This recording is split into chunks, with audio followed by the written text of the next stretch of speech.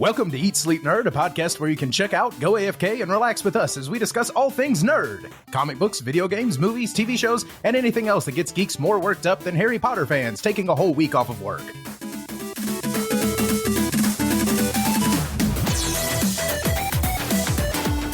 Welcome to episode number 44. I'm your dorky DJ, Corey Winter, and as always, I am joined by my nerdy brother, Josh Winter, and our geeky friends, Jason Summer and birthday boy, Christian James.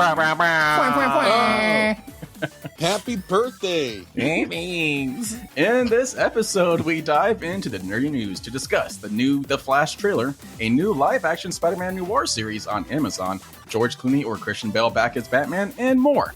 Later in the show, Josh and I review the new Hogwarts Legacy video game, and then we wrap things up with our continued discussion of HBO's The Last of Us with our review of episode 5. And also, don't forget, we need your help, so please go subscribe to us on all the social networks at Eat Sleep Nerd, on youtube.com/@EatSleepNerd, and on Apple Podcasts. Please give us a 5-star rating. Thanks. How you guys doing? Doing all right. Hello. We're here. We are here. We weren't sure if we were going to make it here, but we did it. We're Fully caffeinated. We have Jason via satellite. Yes, sounding all weird. I'm doing it on the phone today. You're going to sound great. You sound great. I like the tin can aesthetic. Right. It's like back to the Reminds me of the 1920s. Yeah, exactly. Also, our audience can't see it, but like the camera's like down by his belly. So like we're getting a nice little like... Hey, but we get a nice look at your Superman logo. Yes. Yeah. Yes. Yeah. So, I got this shirt at hope. DXL, the large men's store. But I finally found a T-shirt that fit for me that I liked. Cool. If you're a bigger man, you know what that feels like. You're right. Yeah. You wear the crap out of T-shirts that shirt. generally just suck. Yes. So anyway, moving on. So in the interest of time, we're actually recording this at a weird time. So we're trying to make this short, sweet, and to the point today. So we're going to try to get this under an hour. So we're going to jump right into our programming notes and then into breaking news and our reviews of everything. So the one big programming note for this episode is that Ant-Man and the Wasp: Quantumania comes out this week. I'm so high. It hits theaters this Friday. So on our next episode number 45, airing on February 21st, we will be having a big old discussion and review of Ant-Man and the Wasp: Quantumania. I'm looking forward to it. It's the first big movie of the year. Yeah.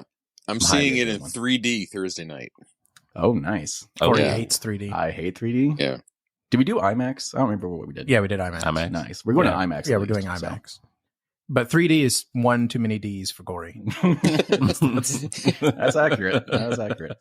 So yeah, that's the big thing coming up. So look forward to that. But in the interest of time, do you want to get into the nerdy news? Hit it. All right, we have lots to talk about today, but we're going to start off with the big thing. The reason it's big is because we've been waiting for this one for literally 10 years. We have our first look at The Flash. So we got our first The Flash trailer during the Super Bowl. Kind of kicked things off, almost literally. The big game. We can Nice. say it. We're not promoting the Super Bowl. It's fine. It's really, it was like a Rihanna concert with football around it.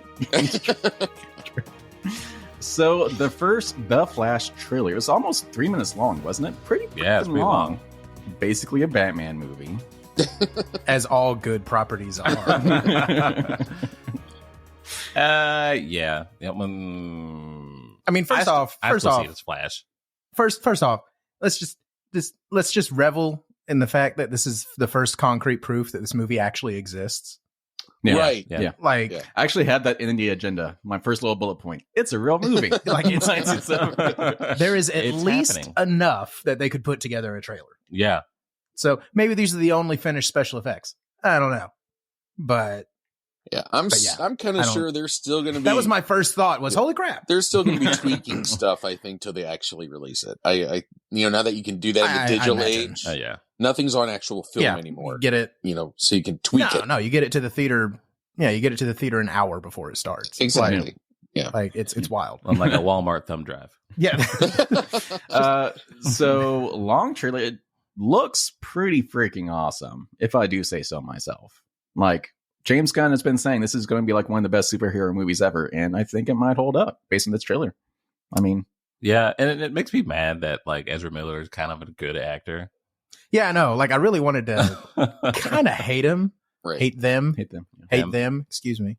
But no, I mean, like, damn it, he's kind of likable. They are kind of like. Sorry, that's hard. Just use his name. Just use their name. Damn it, I did it too. Just use Ezra's name. See, Yeah. it's tricky. Yeah. For what it matters, we're trying. Right. It's just hard. But yeah, no, like immediately likable. The entire way through it. Yeah. It's just kind of like, dang it. And we're going to have 2 of them. So the other one is going to be Reverse Flash, right? I'm not sure. Like, I think Does this Reverse Flash have the yellow costume? Correct. Okay. And I mean, in the comics, it's Eobard Thawne or Eobard. You're right. Yeah. Anyway. Yeah. And so it's not supposed to be alternate Barry, but again, it's an adaptation. But yeah, that was my first thought, because when they're face to face and they're even talking about "you have my face" and blah blah blah blah, all of his little highlights are yellow.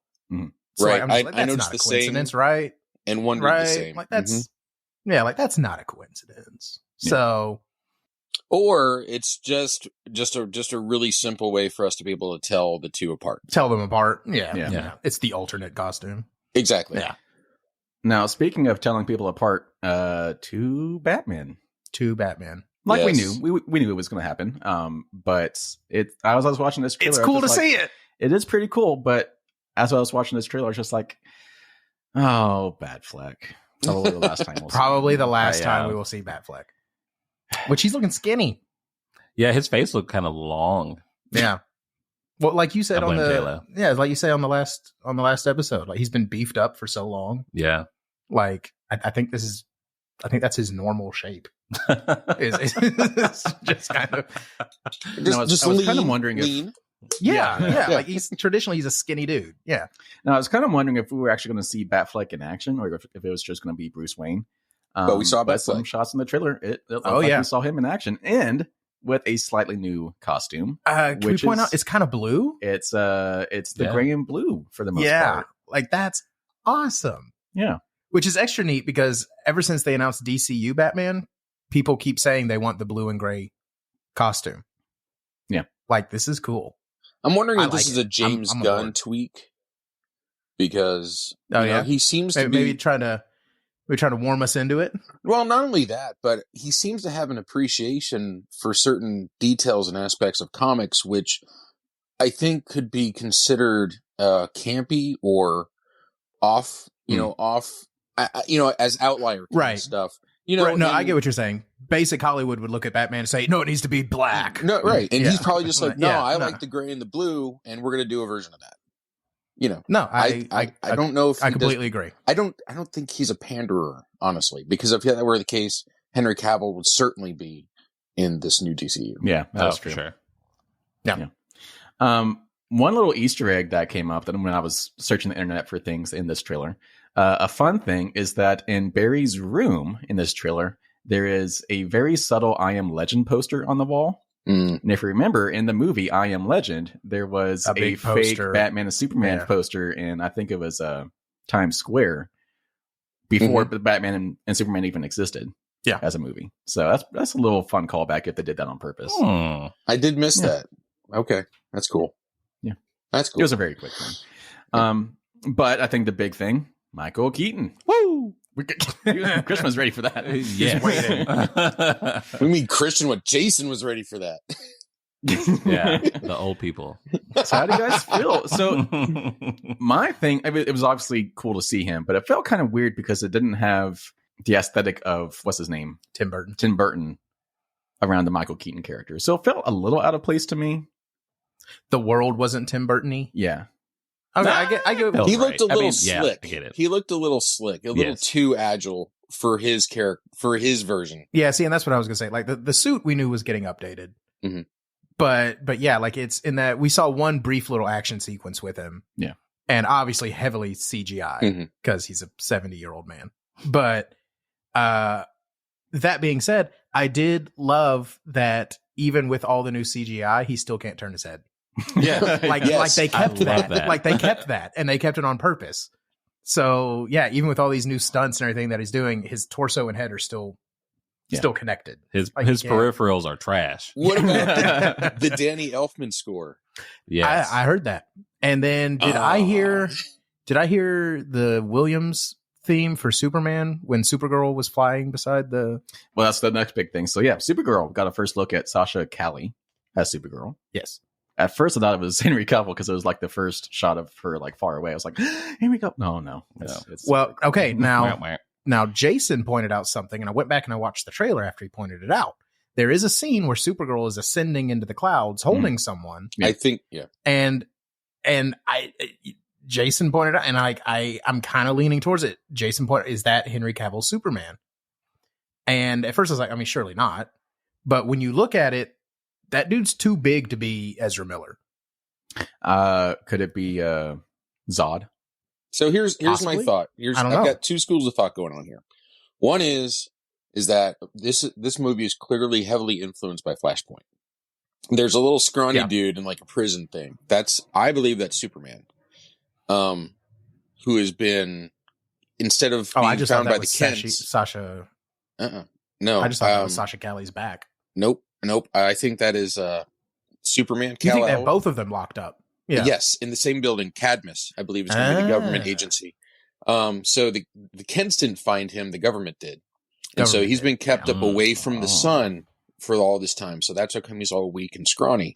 And I believe that superhero flying up towards the heavens is her Supergirl carrying Kal-El into the sky. Oh, that's what I think. Which after making the big announcement that he's not going to be back, that'd be like the greatest. Well, so Jason pointed fake out cameo of all time. Yeah, Jason has been thinking which about again this. is what Jason said. Yeah, like he thinks this might be a whole big fake out. Like, oh, Henry Cavill's not coming back. But okay, so I'm about 10%. I'm 10% convinced on that. But I want to put the hope out there. Would that do more hurt than good? Yeah, I know. I don't know. I would I think it would be like the best disinformation campaign ever. Yeah. I'd be okay with it, honestly. I'd be like, all right. No, I mean, like, I would want it to be for this movie only. Yeah. One more time, you weren't expecting it. Here's the big HC. Big HC. Yeah. Any other takeaways from this trailer that we've been waiting for 10 years? I was giddy. I certainly was happy with it. I watched it. It was a great trailer. Yeah. It was a great trailer. All right, so moving into our next story. I hate this story so much. So this might be a non-story. This might just be this person making things up. But Grace Randolph, a relatively well-known reporter / streamer / whatever you want to call her. You can be well-known and be full of crap. Journalist. She likes to talk about DC and Marvel things. So recently, last week, she said, and I'll just quote her tweet here, I hear it's going to be a former Batman who cameos at the end of The Flash and could potentially stick around as the new permanent DCU Batman. Damian's dad and Pattinson is still solo. And she says, I know who it is, but it would be uncool to reveal the whole thing. So as we were just talking about with The Flash, we know that Michael Keaton's obviously going to be in there. We know Ben Affleck's going to be in there. But she is saying that there's a third one that will be at the end of the movie that potentially leads to further appearances. And she's saying it's not Keaton and not Ben Affleck. The noteworthy thing is that James Gunn has not actually replied to this story yet. Because it's too stupid to reply to. So we do know that James Gunn is not a huge fan of Grace Randolph. Yes, he's made that abundantly clear, and we agree on that. But let's just speculate for a moment. So if this turned out to be true, okay, who could it be? Because we know Val Kilmer is Affleck. Well, she's saying it's not. I guess she doesn't really say it. Yeah, she actually doesn't say in her load of crap that it's not Affleck. Have you seen Val Kilmer these days? So we know it's not. I was gonna say let's run through the list. So we know it's not gonna be Val Kilmer. His health does not allow for that nowadays. He can't speak anymore. He's lost his voice. Yes. So that really kind of leaves, if we're assuming it's not Keaton and not Affleck, that really only leaves George Clooney and Christian Bale. All right, running with this stupid idea. Clooney would be a hilarious choice because he is, by and large, everyone's least favorite Batman. Yes. From everybody's least favorite Batman movies. I have fond memories of him only because I think that was my first Batman movie. Yeah, you were a child. Yeah. And so like that was my first Batman. Yeah. And I get it. He was barely Batman. Yeah, he was Bruce Wayne. He was actually a decent I Bruce liked him Wayne. as Bruce Wayne. He was a decent Bruce Wayne. But that's just because George Clooney is nothing but charisma. And now, do you think that's changed now that he's gotten older and gruffer? Do you think he'd be a better Batman? I mean, just to answer the question, sure. Yeah, he probably would be. That being said, even he's starting to get kind of old. Like, like how many times do we have to have a Batman who can barely move? Like, and don't get me wrong. Like, Gunn has already said that Batman will probably be a few years older than Superman. Yeah. But again, that makes sense for where he is in his timeline. It's the father of a child, blah, blah, blah. But let's do quick math. Batman begins Batmaning when he is 24. It's either 22 or 24. I'm pretty sure it's 24. Assuming that he almost immediately fathered Damian Wayne. Damian is 12-ish when he meets up with Batman. So 12 years on top of 24 years. He's in his late 30s. Which is not old. I'm almost in my late 30s. And I'm not old. You're mid-30s. I know, that's what I'm saying. I'm almost in my late 30s. It's like you're not listening. So again, older than Superman, because Superman's going to be in his late 20s. But not old. This is a list of old men that we're looking at here. Like, even Christian Bale, who is the youngest of all the current Batmans, aside from Pattinson, even Christian Bale is becoming an old man. Yeah, 49. Yeah. Definitely. So, don't get me wrong, I'm by no means saying 50 is old, but I am saying 50 is old to be Batman. So, because they even made a big deal when Affleck became Batman because Affleck was older than Bale. So they're old. This is this is a dumb rumor. So if it was Christian Bale, how would we feel? Okay, Christian Bale's the one that makes the most sense, but at the same time makes the least sense. Because like those three movies were like special because they were their own thing. They were in a hyper-realistic, grounded world. Yeah. Mm-hmm. Suddenly throwing him into what is going to be a very comic booky universe would be the most jarring and ridiculous thing ever. Also, we know it's not going to be Christian Bale because he said he would never play Batman again if Christopher Nolan is not the director. Yeah.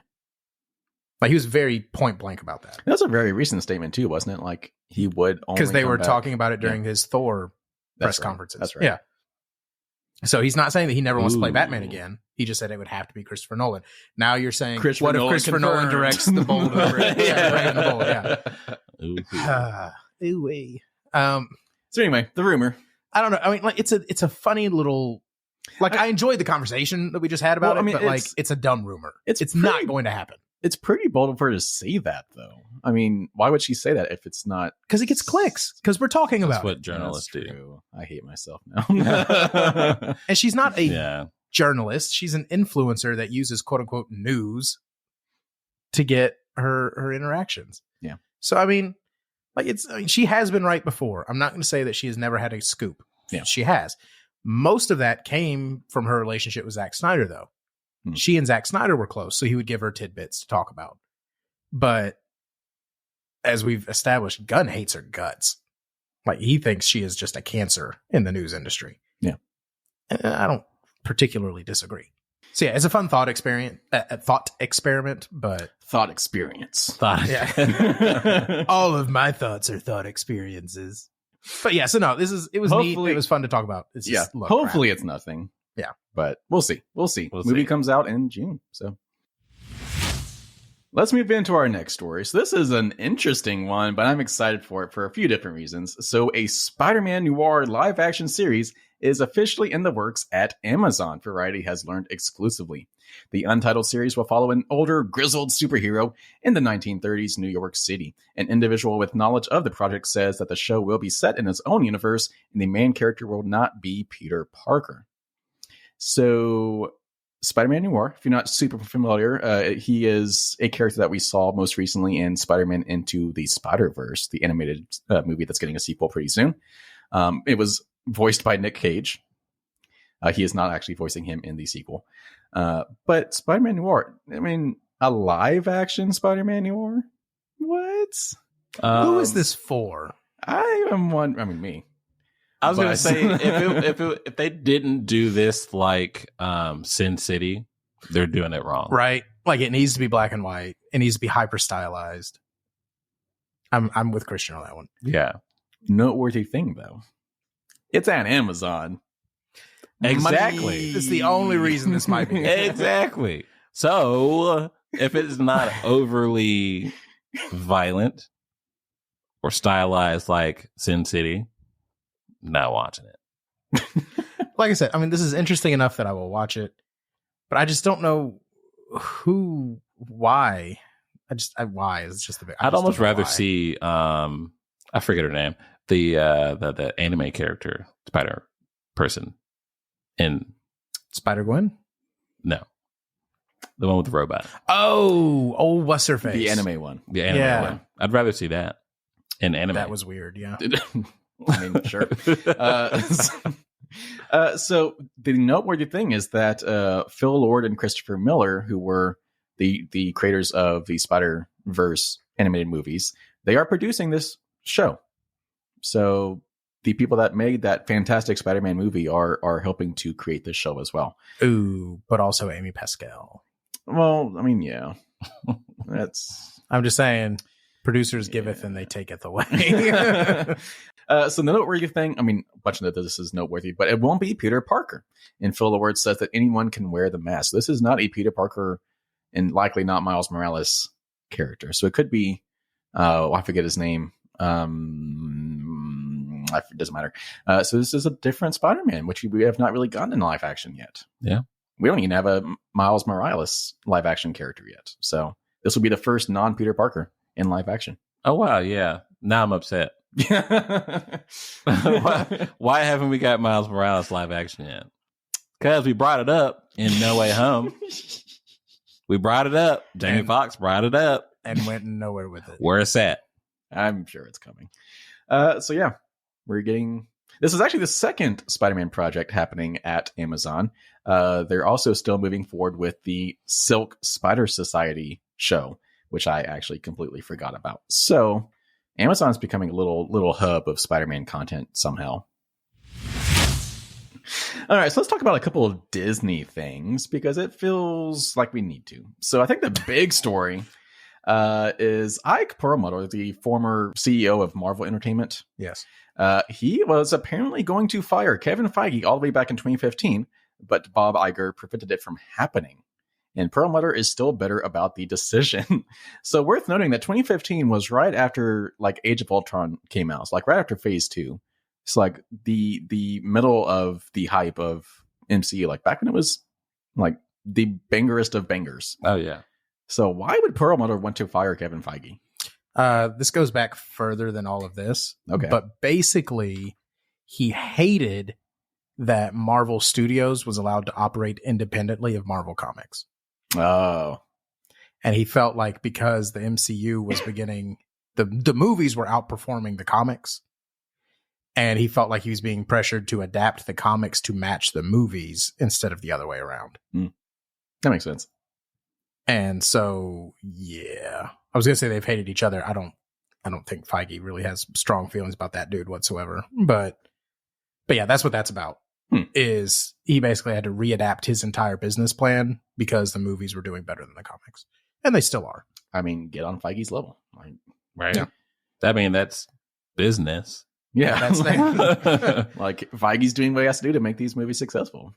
Yeah, get on his level. But that's why, like, right after 2012, 2014, whatever year Guardians of the Galaxy came out, 2013, I think. Yeah, they had to completely relaunch Marvel Comics because they had to readapt Guardians to be the Guardians that you saw on the screen. Yeah, that makes sense. Like it's so yeah, that's why he doesn't like that.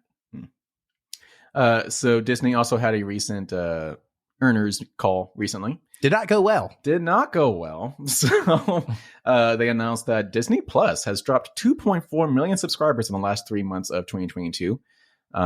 But it's worth noting, and this is actually just a little fact that one of my sources mentioned, is that this was likely driven by Disney losing the streaming rights to the India Premier League cricket matches. And they actually gained 200,000 subscribers in the US and Canada. So it's not as bad as it seems. It's just because Disney lost like a big... Yeah, I almost canceled my Disney subscription once I found out they weren't going to have cricket. I was wondering where he was going with that. Yeah. I took that hard, but ultimately for my children, I decided to keep it. Yeah, it just seems like it was limited to like a single territory that lost like a big content thing that they were looking for. So the big thing is that they announced 3 films are in development. 2 of them make sense. Zootopia 2, which I'm super excited about.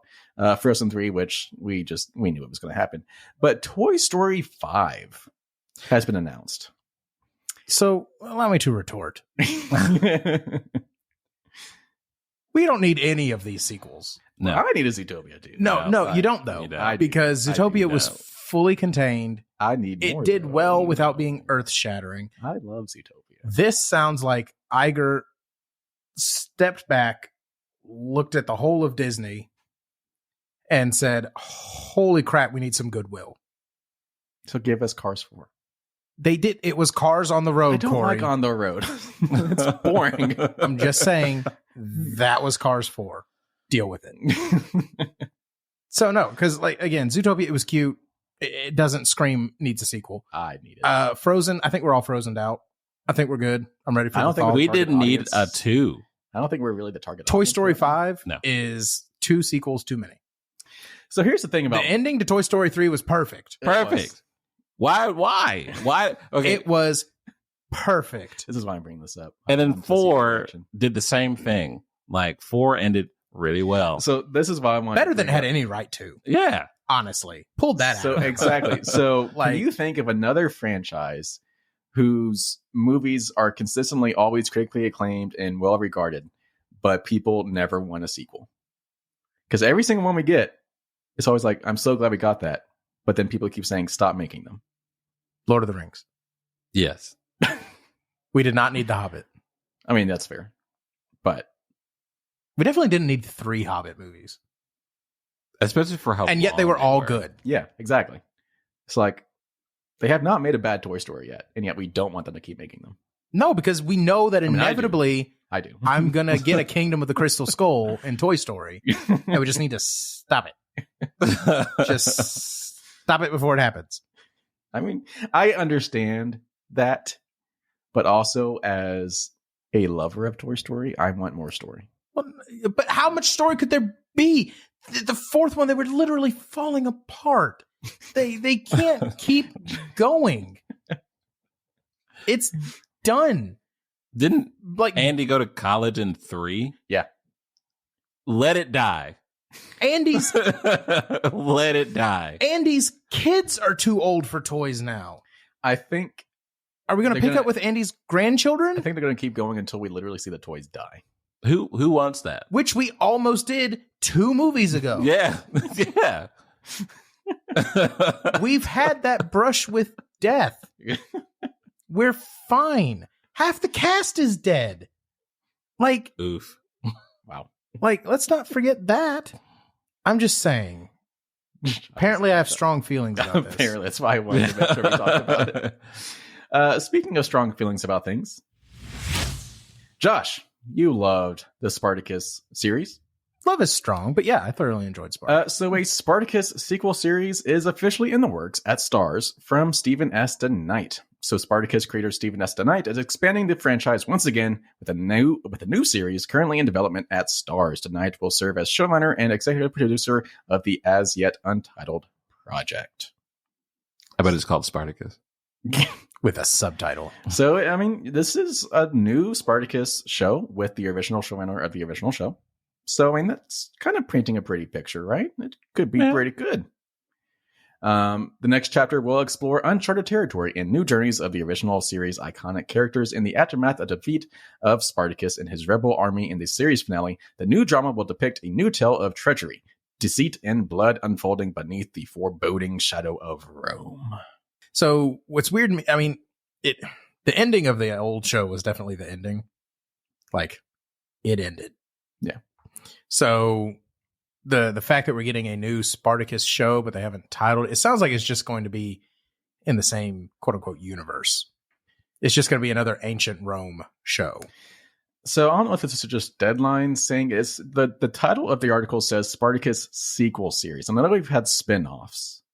See, that's kind of what it sounds like, though. This sounds like it's just going to be a series that in and of itself is probably unrelated to the Spartacus incident, but it takes place afterwards and will probably deal with the fallout of that. Because I know that the original actor, Andy Whitfield, I believe. Yes, he passed. He passed away after season 1. Correct. And that's kind of when I quit watching it for a while. They did it is now cataloged as kind of the second season, but it was a prequel series, Gods of the Arena. That was really good, but they did that while they were giving Andy Whitfield time to have treatment because the initial prognosis was not that bad. Yeah. The assumption was if he did treatment, he'd probably be okay. He was not. Then he passed shortly after. And that's when it was recast with Liam McIntyre and finished up after 2 more seasons. Okay. And I did eventually go back and finish it. But at first, it just felt weird to continue watching without Andy Whitfield, especially because if season 1's finale had to be the ending, it was emotionally satisfying. I think that's the only season I ever watched was that first season because it was a pretty self-contained story. Yeah, like it was emotionally satisfying enough. The slaves had their uprising and they escaped, and the world was their oyster. That's good enough for me. I was fine with that. But I did eventually go back and finish it up. I was kind of sad that I didn't stick with it because it was good. And I wonder if maybe it would have gone on longer if more people hadn't been like me and just quit watching because Andy Whitfield passed. But it wasn't bad.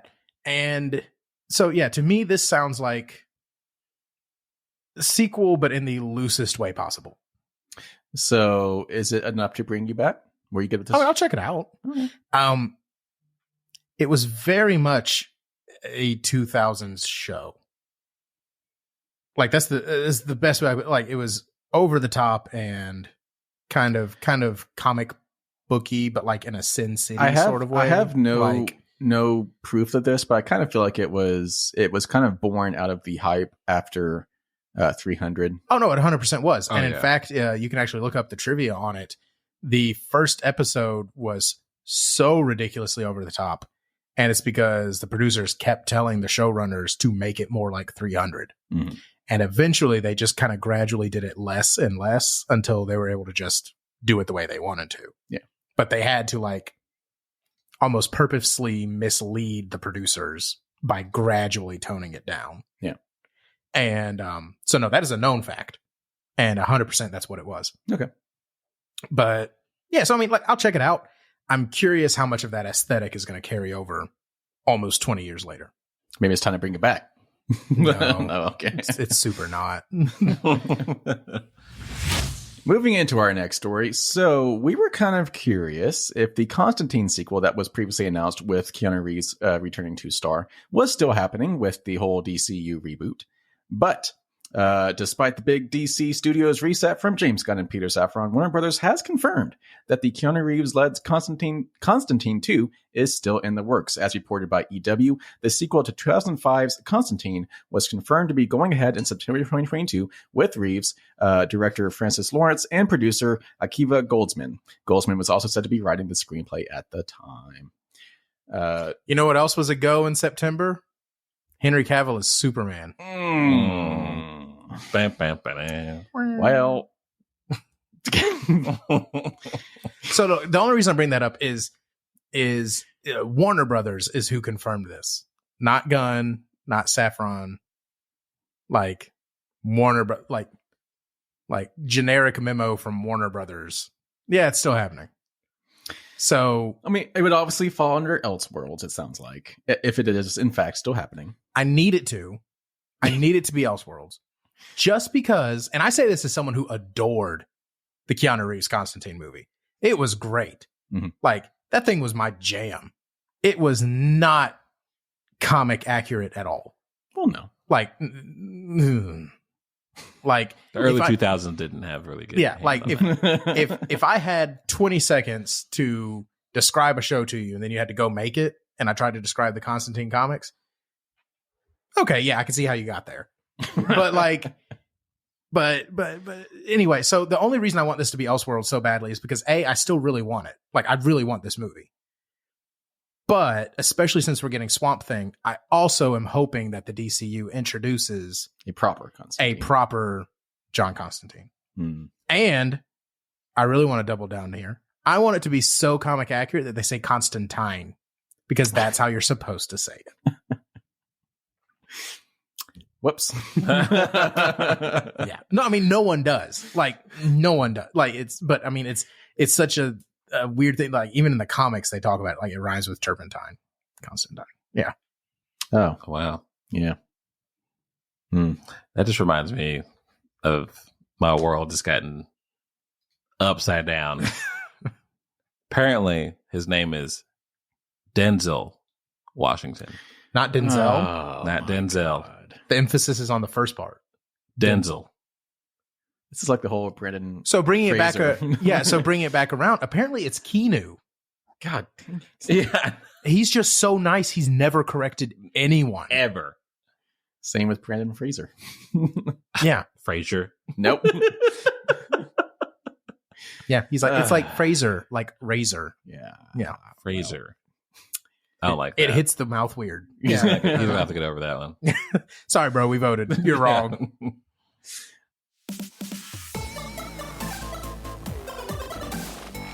All right, let's get into our video game review section, where we will be reviewing the brand new video game Hogwarts Legacy. So this is a new action role-playing game developed by Avalanche Software and published by Warner Brothers Games.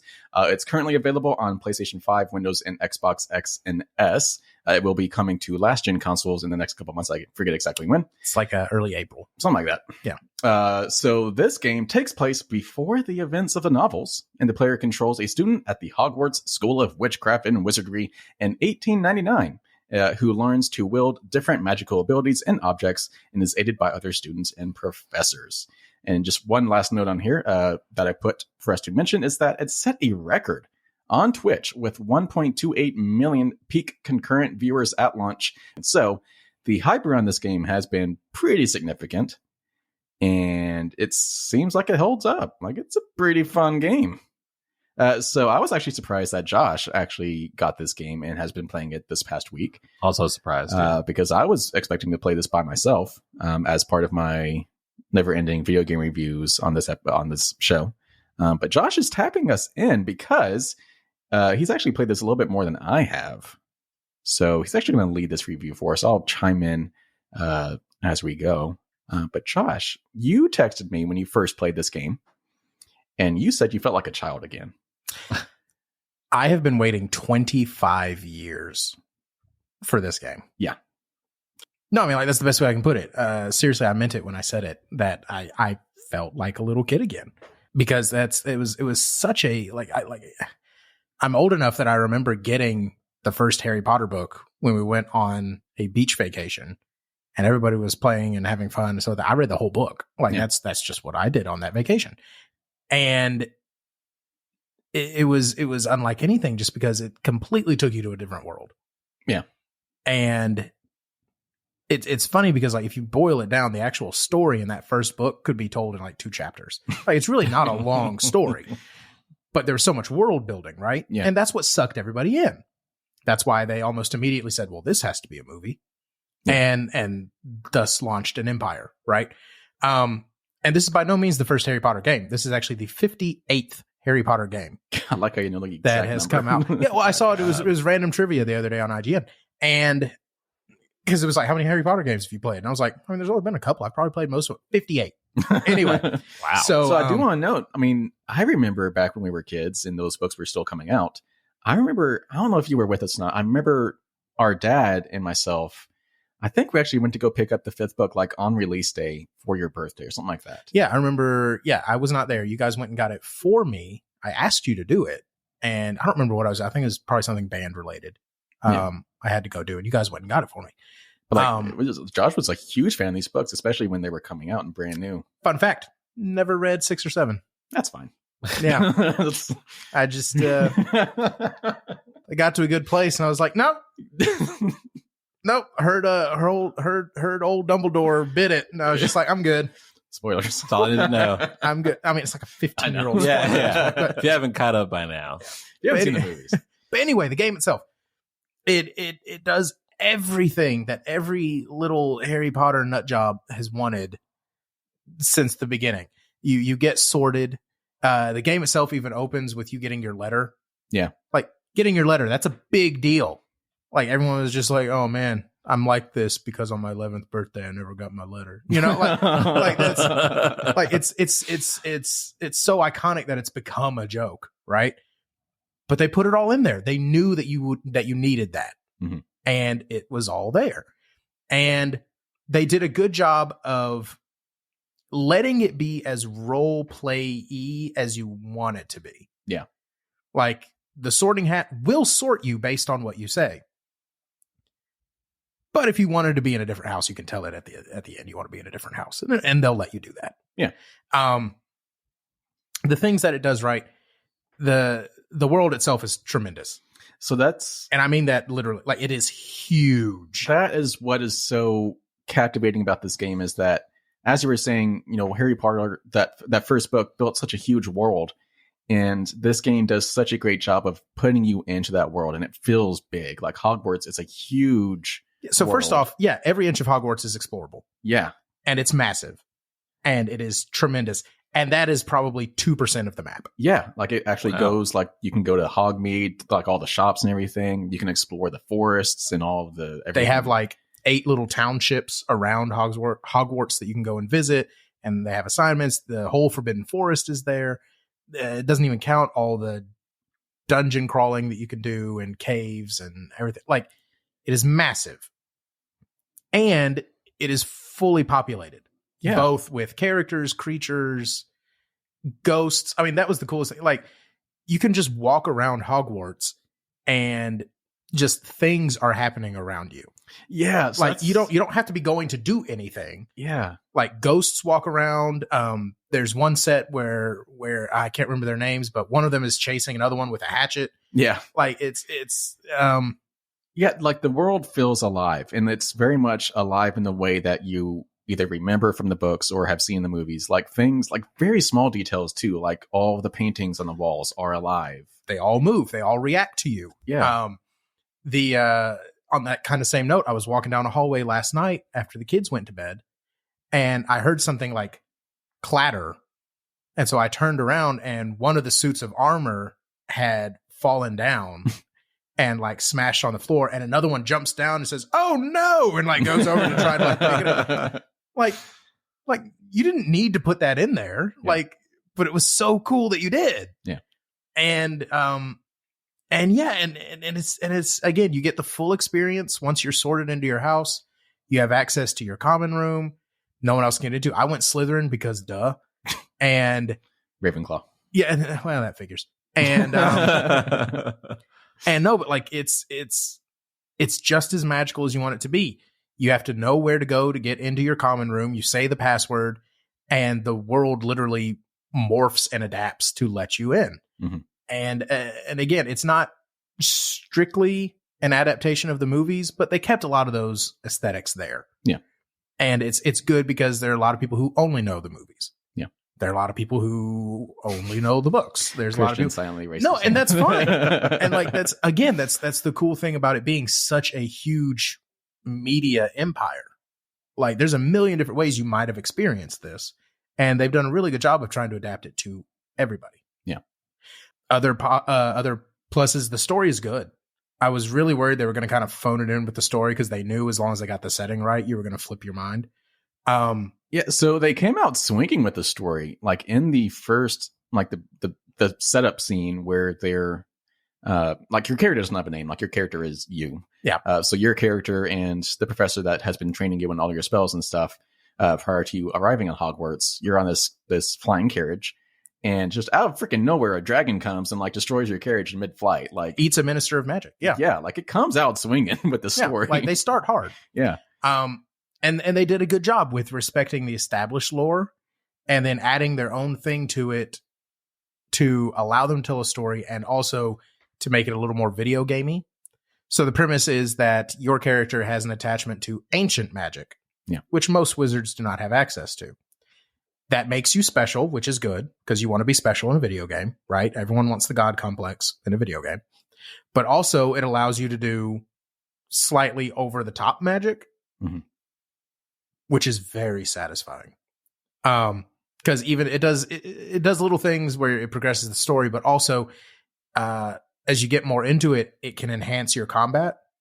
And so like one of my favorite things on Earth is when you get to essentially once you've comboed up enough, you can execute a special move, and it varies depending on what the target is. But one of my favorite ones is where it just picks them up like a rag doll and just starts beating them into the ground. And it's very violent, but it is so satisfying. It makes you feel like a badass. Yeah. So in the first time where you're tasked with dueling your classmates to unlock the next quest or whatever, it was noteworthy to me where you're dueling these other students and you have the option to like swing furniture and stuff and smack them with like boxes and stuff. It's like, this is violent for a class. Oh my gosh. Like, at Hogwarts, we learn by doing. Yeah. Okay. So like I remember like finishing that and like the kids in the background, like heavy breathing, like, yeah. I'm like, I just beat the crap out of them.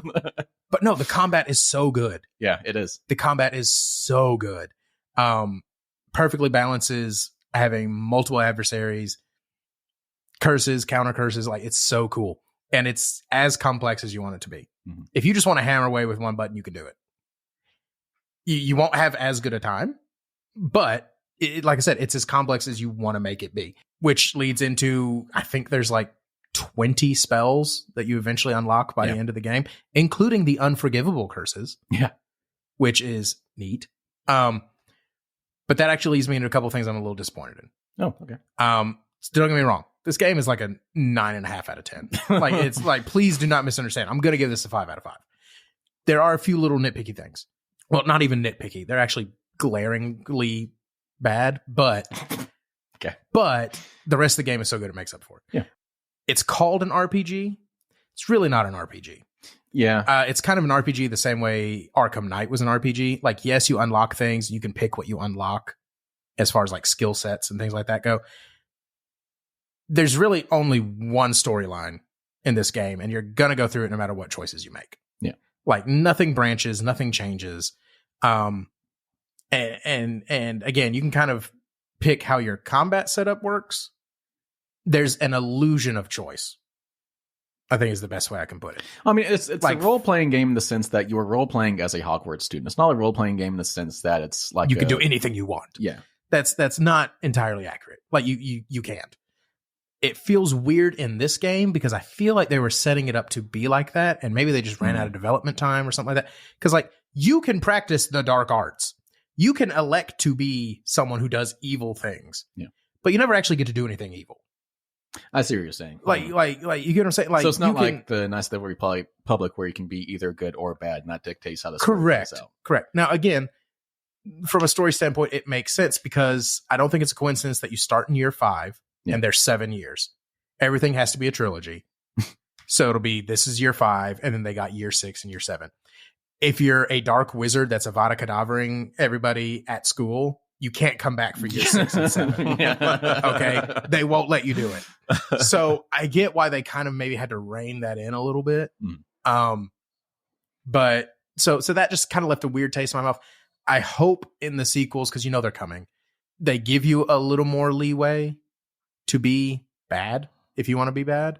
Like, I just never GTA of Hogwarts. Well, kind of. I mean, like, think about it though. Like, school is actually one of the perfect situations to let you decide how bad you want to be, because there are real world analogs for that. Like, obviously, you're probably not going to be allowed to kill students, but you could do things. And when you get in trouble, you have to do detentions. You have to do, what I'm saying? Like, you can change your experience based on whether or not you're being good or bad. Yeah.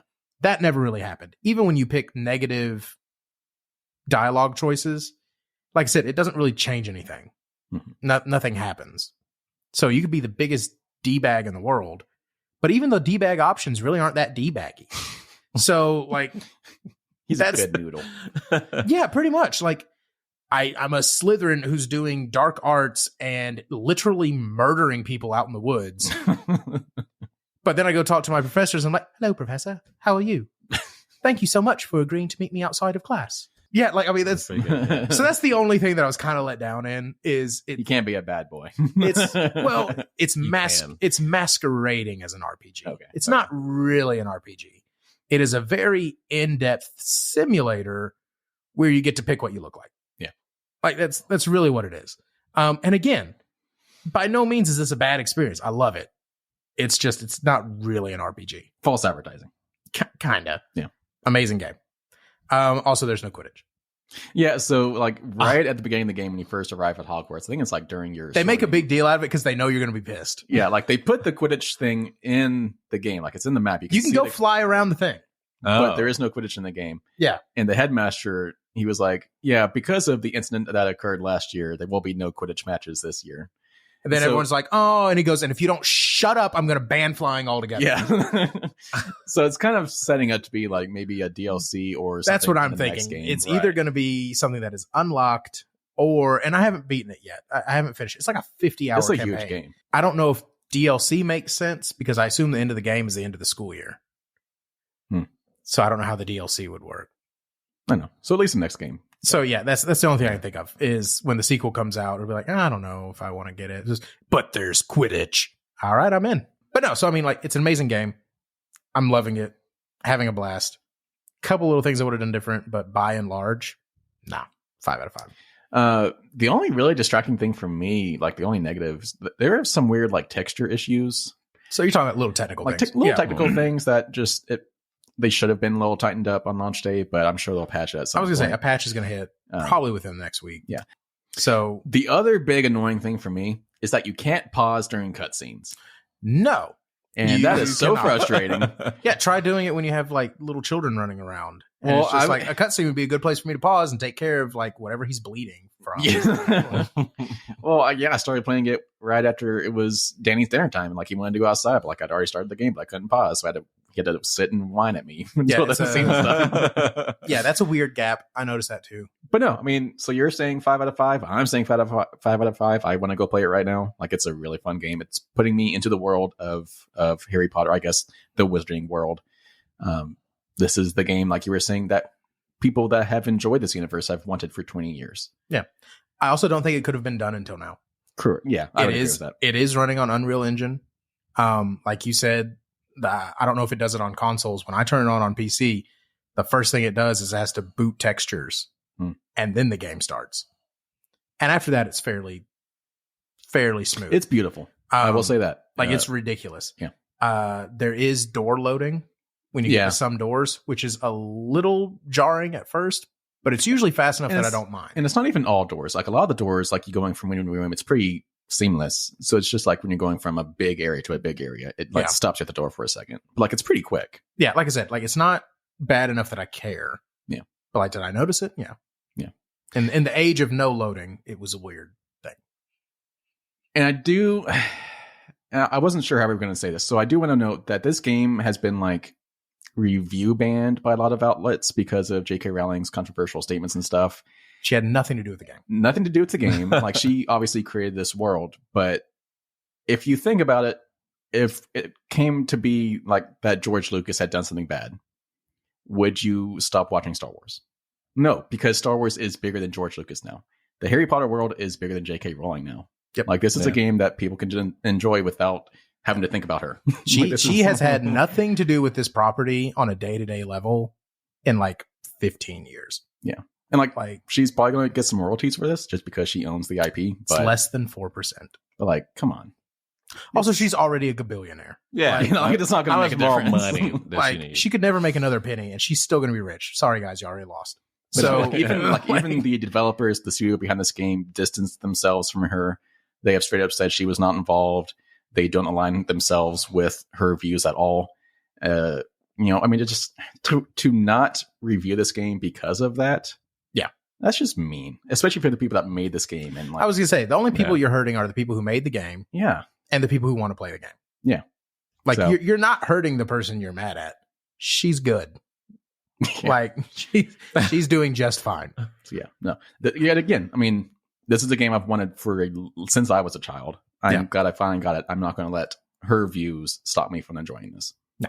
So nor should it. Yeah. So sounds like we're both 5 out of 5s, which means Eat Sleep Nerds official review score for this is 5 golden snitches out of 5. There we go. I wasn't ready. I'm sorry.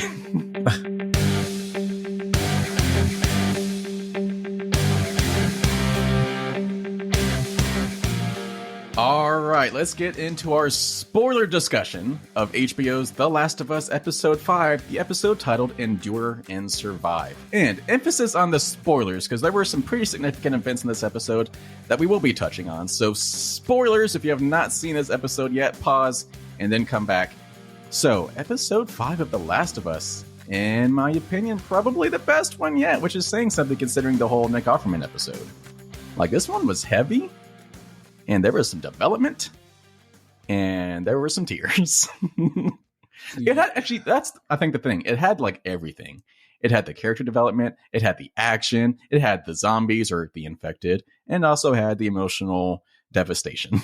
The things we've come All to packaged love into and one. all the things we've come to miss. We're all in this episode. No, I mean I've decided this show is just out to make me cry every episode. Yeah, I don't know why I thought, an apocalypse, or not apocalypse, but like a pandemic of this sort would make me happy at one episode. Like they find like a field of flowers and just go frolicking through it one episode. Death. Plane comes out of the sky. Just to set us up with what this episode was about. In general, this picks up right where episode 4 left off, obviously, with Henry and Sam holding guns over Joel and Ellie. And they, had a little discussion, worked their way through it, and then they had a plan to get out of Kansas City, the most recent Super Bowl champions.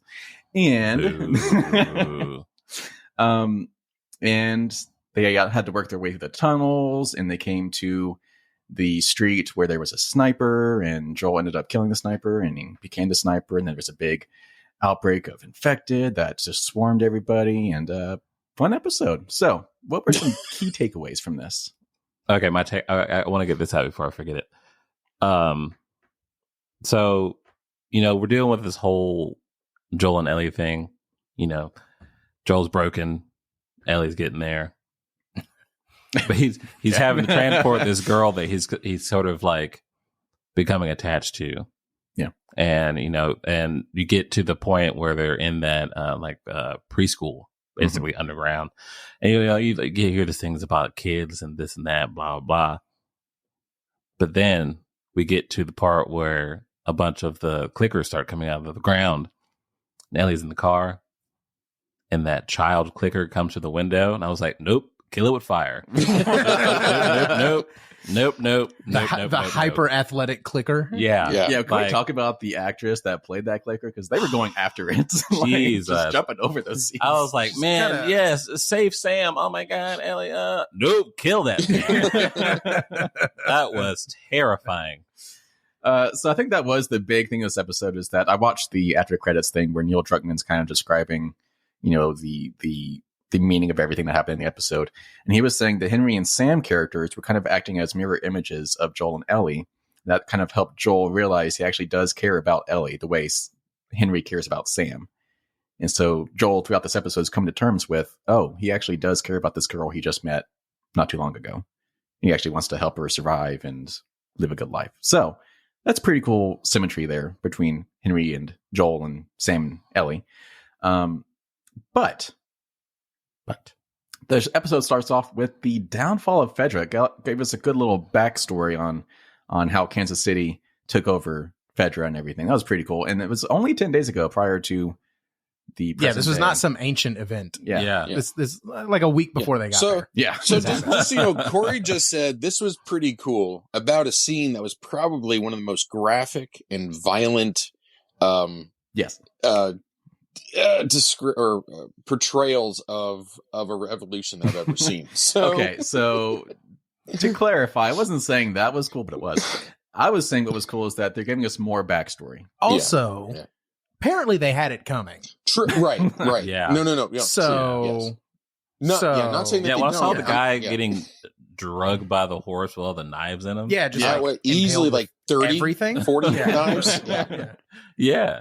Might be a little excessive. A little excessive, but Yeah. Kansas City Granted. is not running out of knives. Like clearly they had plenty. Well, I think that's their new transportation of knives from one side of the city to the other. Like, hey man, send us 40. Like, okay, we got you on a delivery. Hang on. So, Hold on, the knife fella's coming round. Just run over yonder and yank one out. a little bit of dark humor here.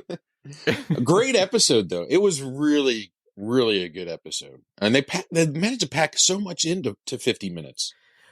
yeah. I was gonna You say, know? yeah, for a 60-minute episode, they had a lot Mm-hmm. in there.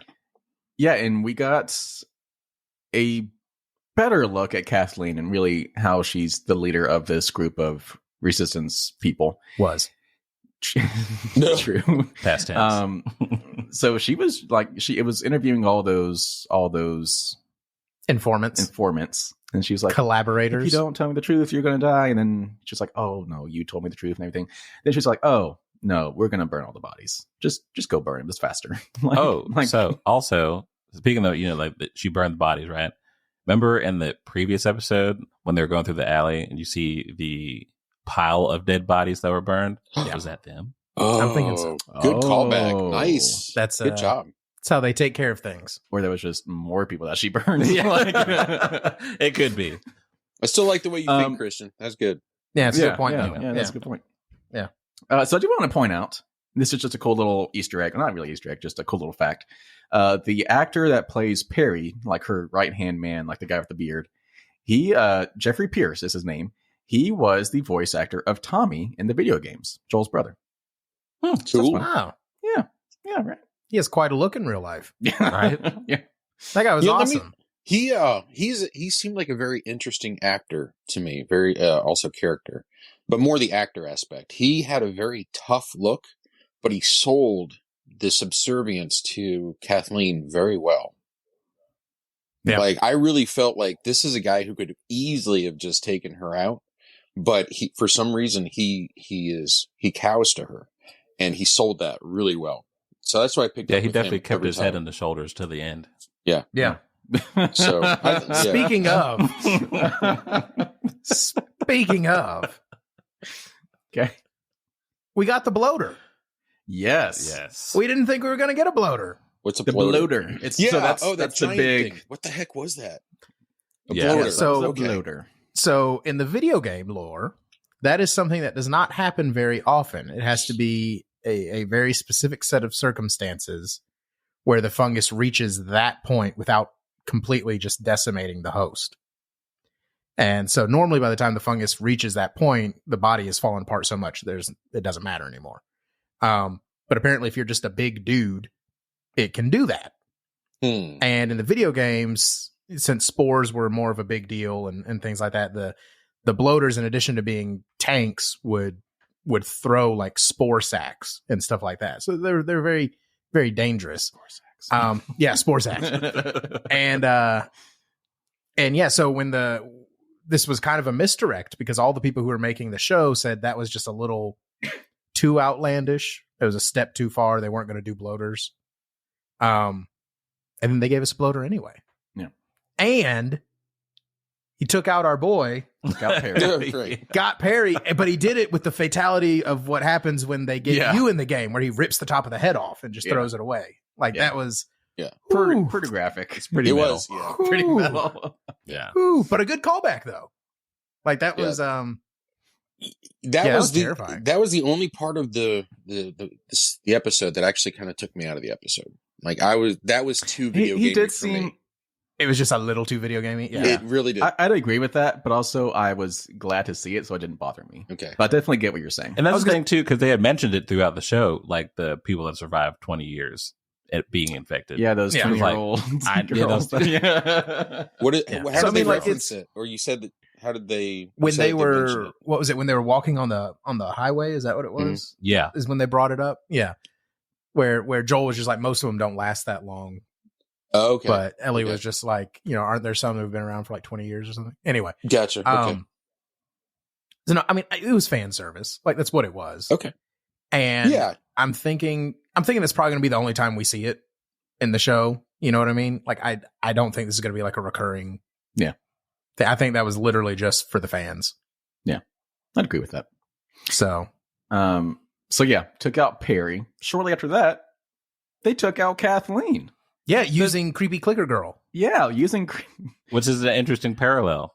Because when she was talking to Henry, she was Kids like, die all the time. Kids die all the time. Yeah. And they got killed by a kid. Yep. Yeah. That died. Yeah. Wasn't she Yeah. in 2.5 Men?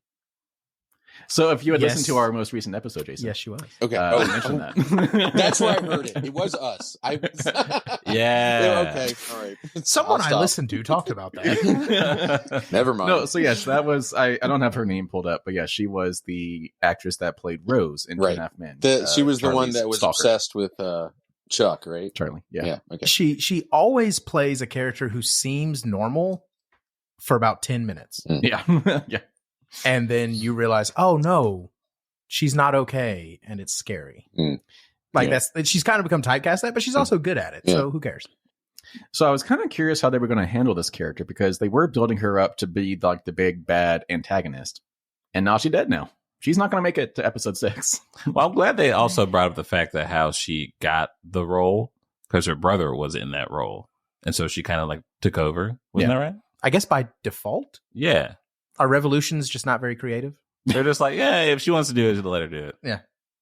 Anyone- I think she anyone kind else of- want to do it? Anybody? No? They made it sound like Okay. she kind of proved herself by being ruthless. Probably murdering Yeah. some folks. Yeah, probably murdering some people.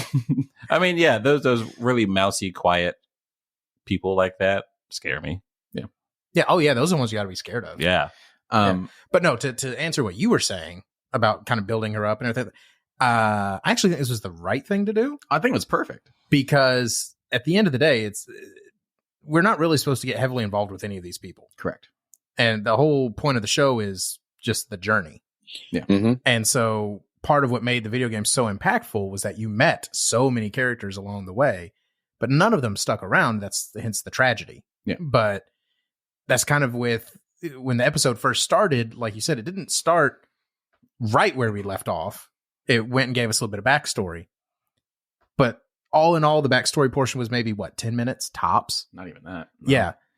Which was good because when they started doing that, I kind of got bummed out because I was worried that the show was becoming more about the supporting characters than about the main characters. And I was worried we were going to get another Frank and Bill, which again, that was an amazing episode. I'm not saying anything negative about that episode, but I didn't want the whole show to be They can only do now that here's once. the Henry and Sam episode. Yeah. Yeah. Yeah. Here's the whoever episode. Here's the whoever. You end up with the Book of Boba Fett situation where the main character isn't in the show. Yeah. So no, I get what you're saying, and I love that they kind of faked up the buildup, and we're just back on the road. Yeah. And that's part No, of the heartbreak is that you meet these incredible people. They're probably going to die a horrific death. And then you just keep going because that's all you can do now. That's Can't kind save of them all. Yeah, that's kind of the theme. That is the thing. We're trying to save them all, but in the meantime, you can't save them all. So speaking of not being able to save them all, tragic deaths, side characters. So Henry and Sam. I almost didn't. Jesus. I was kind of hoping we just maybe wouldn't talk about Just it. glide on past that one. So they were instantly likable. You wanted to root for them because it was like the big brother looking out for the little brother dynamic. Sam was instantly likable. Henry was instantly sympathetic. Okay, that's fair. I wouldn't say I like Henry. I sympathized with Henry. Now, the cool thing is I don't have his name. I don't have my IMDb pulled up like I usually do. But the young actor that played Sam, his character was doing ASL. He was a deaf character. In real life, that actor is deaf. So that was a real ASL actor and everything. So that was Nice. that was a nice touch. Nice. And apparently behind the scenes, all the actors and actresses were very determined to learn ASL to communicate him when they were not rolling. So that was a nice little nice. thing. But yeah, so Henry and Sam, we know about before the episode was over, we learned Henry's backstory and how and why he was wanted by Kathleen so much. Yep. And he explained to Joel that he essentially killed Kathleen's brother indirectly by giving him up to Fedra. And so he could get cancer medicine for his little brother. So he could get cancer medicine for his little brother. So, yeah. Yeah. Likeable. Yeah. But I mean, I get it. Like, that's a horrible thing that you have to do, and I would 100% do that. Christian, I'd give you up in a second to get Corey medicine. Like, I mean, like, I like you, dude. Yeah, but man, like, I get it. Like, It's fine.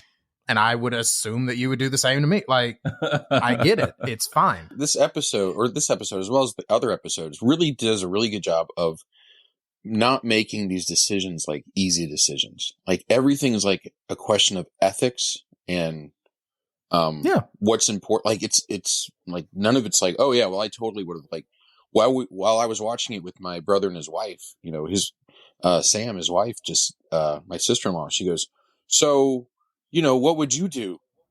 You know, if you were pitted against picking like the leader of the resistance that's going to save everybody or saving your brother. And you're just like, well, I'd like to say, but you know, you don't know till you actually are in this situation. So anyway. No, and they do a good job with those questions, because a lot of the times they don't tell you whether it was right or wrong. Right. Like, they had some characters who were pissed about it and other characters who weren't pissed about it. Like, they don't try to tell you which one is right. They're not trying to tell you the correct ethical decision. Yeah. Mm-hmm. They're just saying, well, that sucks that you had to make that choice. Yeah. Like, that's kind of like with when Perry met up with her in that weird, I guess her her old house. bedroom. yeah, her old Yeah. bedroom. And he was just like, yeah, we loved your brother. He was a cool dude. But you're the one that made the changes. Yeah. Yeah. Everyone liked that dude, and he never did anything. Like, he died, and they were just like, eh. You know, and then like, I'm sure they were sad about it, but like the way that she actually accomplished something. Yeah, the way that she did things, I don't think everybody agreed with. Yeah. It's But also they were just interesting like, we're here. that you know, she was like, yeah, he told me to forgive him, and I'm still No. gonna kill him. I'm like, wow. No. Yeah. But again, inherently, I kind of get where she's coming from. Yeah. I kind of, like you said, I would like to think I could be the bigger person and forgive. But no, probably wouldn't. Especially in the like circumstances. Like, Yeah. Oh yeah, we stripped away societal mores. I'm gonna kill a dude straight up. A couple other things I want to point out. So when they were in the tunnels, just a very quick thing. Joel tells Ellie to pull out the gun, and he just like rolls his eyes when he realizes it's in her pocket. Just give, like, that Yeah. Yeah, he thought it was in the bag, and then he was just kind of like, "Of course, it's in your pocket." Yeah, Nice callback. The sniper scene towards the end of the episode, straight where out of the Joel- game. straight out of the game, like a little different, like the setup of it. Right. But I liked that they took what was essentially a very video gamey scene, where it's like you take over a sniper and you just fend off these ongoing, never-ending waves of zombies. They made that into a very dramatic scene where it didn't feel video gamey, but if like you're familiar with the game, you're like, oh man, that's like a very gameplay thing that they made work. Yeah. So I was very happy with that. That was a cool. Can we talk about the old man sniper? And Joel tried so hard to let that guy live. yeah. He was like, don't do it. Don't do it. Just please don't. Yeah. They did a good bait and switch on me. I just thought he was going to be like some random old guy. And then the radio came in. I was surprised. I'm like, no, he's a watch. Oh my. Yeah. I was like, dang it. Yeah, because I totally forgot about how the fact that Henry brought up that she had the whole perimeter. Yeah. Like camped out. Yeah. I'm like, oh yeah, that makes sense. Kind of sucks. Apparently, Kathleen's pretty good at this. Yeah. Like, too bad she's a psychopath, because she seems to have a handle on things. She probably could have helped a lot of people, actually. Yeah, like, in all honesty. Yeah, and speaking of Kathleen, that was probably the one part of this whole thing that did frustrate me. Why the hell didn't Joel take her out? She had her gun pointed at Ellie a few times, and I'm like, dude. That's a good point. Well, up until the chaos started, If he had shot her, it would have been... Old Pear had his sights trained on the house. Like, they knew Joel was up there. Yeah.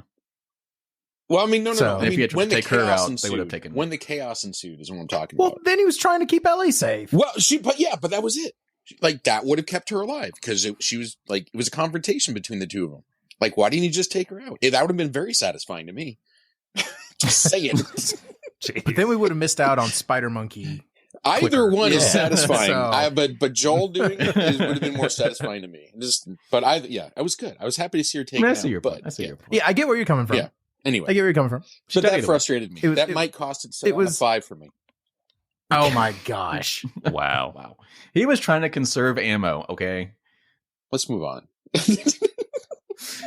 So yeah, let's talk Nerd. about that last scene Yeah. with Henry and Sam. Okay. And like I knew it was coming. Yeah, I mean, anyone who's played the game Yeah, we all knew it was coming. knew that. But at the same time, They made it- we keep changing things. So I was thinking maybe they get a pass. They made it heavier. They did. They actually made it worse. So Yeah. wait, in Sam in the game like 14 He's a little bit or older. 13 or something like Maybe. that? Maybe. He's And a then- little bit older. And then what's his face that runs the show? He was just like, how about he make him 8 years old? I'm Make him as innocent as possible. I'm talking Super single tragic. digits. No, refresh my memory because I don't remember exactly how it played out. But in the game, do we actually see them?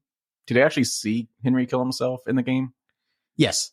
I thought they. The confrontation played out almost exactly the I same. could have Yeah. sworn I remembered Henry like locking himself in the room, and it was vague what happened. No. Okay. No, that was in front of everybody. No, Okay. it played out almost exactly like it did in the video game. Okay.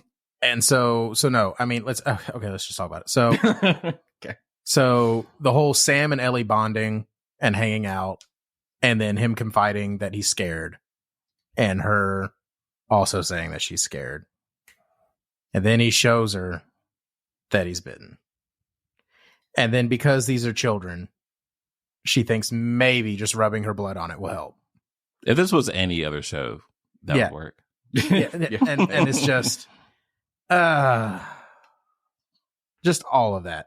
And it's like they did such a good job of giving you a brief moment of happiness And hope. where it's just kids being kids and having fun and it's, oh, they got a little friend, and like that's yay. And then he turns into a little rage thingy and tries to eat her face. Rage thingy. Yeah. It's a new term for. Also, again, little things that were really good. The fact that when she wakes up, she tries to say hey to him. He doesn't move because he's deaf. Like that doesn't change just because he's suddenly been infected. Oh. Oh, damn. Good. So Nice. so Okay. literally, I wonder why he didn't react to until she was like in front of him. Oh my god! Good I'm so catch. scared. yeah. So I didn't catch that either. so yeah, like he was already rabid, but clearly auditory things are what set them off, like even before their clickers. Yeah. And so because he can't hear anything, he was relatively calm because he wasn't responding to anything in his environment. But then she shakes his shoulder to let him know that she's awake, and that's when he freaks out. Like literally, I catch. think she would have been perfectly safe if she'd just gotten up and left the room. Good catch. Nice. Huh. Wow. I even caught So- the Joel thing. I didn't catch that. Yeah. So that was heartbreaking. As was Joel trying to get the gun away from Henry Mm. because You were the trying to look save on Henry his at that face. point, Yeah, he's not scared that Henry's going to shoot anyone else. He's scared knew that where- Henry's going to shoot himself. Yeah, he knew where he was going. He knew where his head was at. Yeah. Like it wasn't a give me the gun, I'm scared. It was give me the gun, please don't hurt yourself. Yeah. And that didn't work. He shot himself in the face. So Henry's acting was superb in that scene because in that Everybody's was. I mean, but what he did was in his face, he recalled for me every sacrifice that he made that was now pointless. And Yeah. all the death There was that literally he no reason caused, to keep going. Yeah. right? Yep. And so he recognized all of it was for nothing, and so he had it just was too much. Like I caught all that in his face. I'm like, good job, that was excellent. It was the exact same conclusion that Bill came to in a much sadder way. Yeah. There's literally no reason to keep going. Family. Different movie. No. Oh God, Henry actually caused Kathleen Oh yeah. for her yeah. brother, for Yep. his brother. Well, on that note, Okay, I think that's everything. So No, that's not Oh, everything. there's No, not what everything. else? Everything. There's more. The twist of the knife is at the end. The I'm sorry note. I'm sorry on his little pad. Yeah.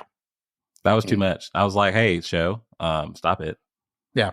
Well, I also liked that they as she left that note and she walks away, they kept the camera on Joel because he's reacting to that note as well. Mm-hmm. Like he's realizing, oh, I feel responsible for her now, the same way that she felt responsible for Sam. Yeah. Yeah. And on top of that, the recurring theme of he talked with Henry about it earlier, that children adjust better than we do. Mm-hmm. She was ready to go before he was. Yeah. Like she brought him his stuff. And it was just like, we got to go. Which again, part of that is just she's coping by running away. Well, see, I didn't view it as coping. I viewed it as her running because she truly believed her blood was going to work because she carried the antidote, essentially, antibodies. Yeah. And now her hope is now shaken. That's what I think. Maybe she's not the end all be all of right. Now she's like, what's the point of this? Why am I putting Joel through all this? That's where my thought went when she did that.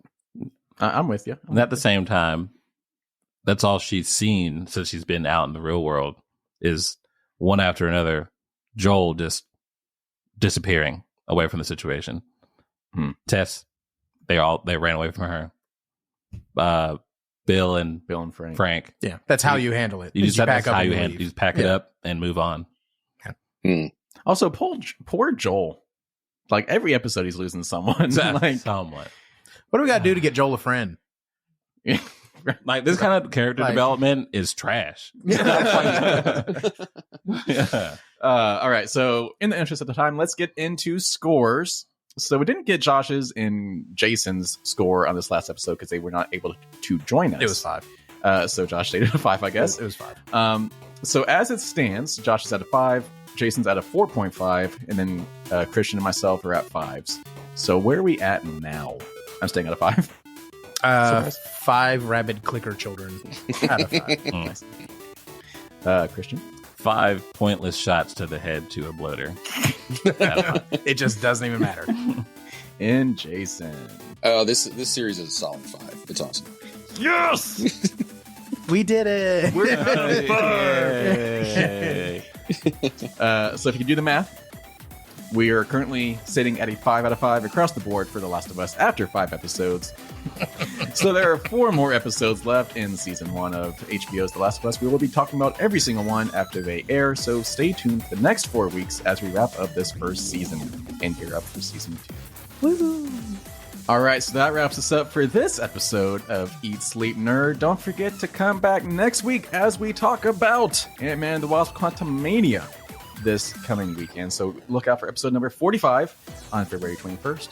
We're kind of a big old discussion about it, I'm sure. Yeah. Lots of things to talk about. Yeah. Excited. And then, and don't forget to click those subscribe buttons, those follow buttons, those bells. Like our page. Tickle the bells. Even if you don't listen to this, you could just share it. I mean, that's really, it's quality stuff. Just share it. I mean, just it's quality stuff. Facts. Right. Yes. Only the hard-hitting issues here. Only you can share. Quality ingredients. I mean, we're all about quality, not quantity. And hey, it's Christian's birthday. Woo! Go give him a nice little happy birthday message on our most recent YouTube video. All he wants for his birthday is for you to share. All he wants for his birthday is engagement. Yeah, I'll say and that. Maybe a PlayStation 5. Yeah, there we go. Boom. If one of you has a PlayStation 5 out there, let me know. If 50 of you send $10. Slide on over to Christian's OnlyFans. Right. And tip him a PlayStation. Is that how it works? I think so. I mean, sure. Oh. Christian's Amazon wish list is in his bio. As is his Cash App QR code. That wish list. Fredericks of Hollywood. What? What is this? Any final thoughts as we wrap up this episode, guys? Just do the things. I see. Everybody's like, okay. Yeah, we're just going to wrap this sucker up. We're just going to wrap this up. Right. So eat, sleep, nerd. Take it easy, people.